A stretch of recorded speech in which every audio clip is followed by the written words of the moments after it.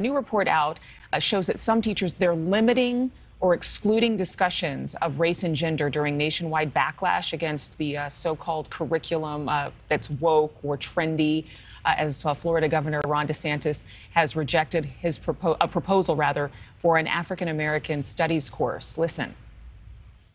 Our education standards not only don't prevent, but they require teaching Black history. This course on Black history, what's one of the lessons about? Queer theory. Now, who would say that an important part of Black history is queer theory? That is somebody pushing an agenda on our kids. They have stuff about intersectionality, abolishing prisons. That's a political agenda.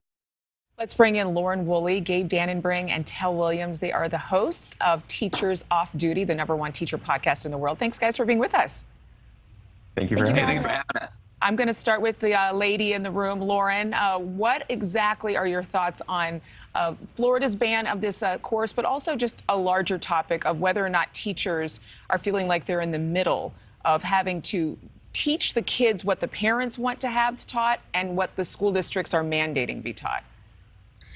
Well, I definitely think that we're doing all children a great disservice by limiting their education in terms of what exactly we're teaching them.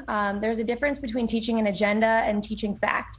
And I think acknowledging that different groups of people exist and acknowledging solutions to a problem we're seeing in America is not pushing an agenda, but teaching them facts and trying to solve problems. I do think that a lot of teachers are feeling the stress and feeling the fear and just feeling like we're kind of on a gag order of what we are and cannot teach. And I think we're doing children a great disservice by doing that.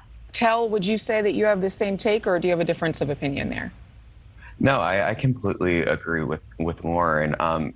Some of these conversations might even be uncomfortable for educators to have with their students, but it's important to me that as my students come into the classroom, they feel that they are part of our culture in the classroom and that they don't feel othered. And so if that means that when Joanne comes in and we're doing our yearly report on our families, if Joanne has 2 moms, that's welcomed in our classroom.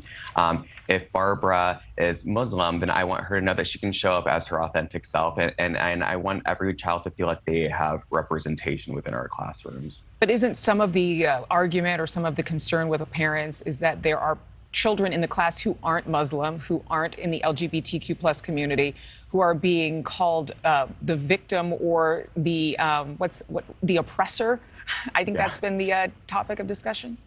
Yeah, the oppressor. I think it builds empathy, right? I don't want carbon copies of every child that comes into the classroom. And I think that if they learn that people are different from us and that's okay, or that, maybe we have different, political, religious values, I think that's a great thing to learn. We are so on opposite ends of every spectrum right now. And I think if we kind of come together and at least have an idea of what the other side is thinking or that empathy, I think we'd have a lot less issues going on.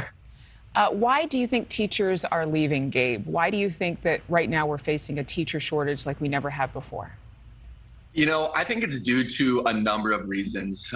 You turn on the news, and if you look at most stories regarding education, it's a lot of negativity. And as a teacher, I feel that a lot of people aren't respecting the career. They aren't valuing us as educators. And during what feels like a culture war, it's as if teachers are caught right in the middle, and a lot of them are just kind of throwing their hands up and saying, you know what, I don't want to deal with this anymore. I'm going to go get a different job that's got way less pressure and, frankly, probably going to pay you a lot more money.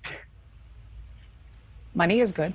We like money. I know in Texas they're proposing that teachers get paid thousands more dollars a year. Thank you for watching. Go to newsnationnow.com to find NewsNation on your television provider. And don't forget to click the red subscribe button below to get more of NewsNation's fact-driven, unbiased coverage.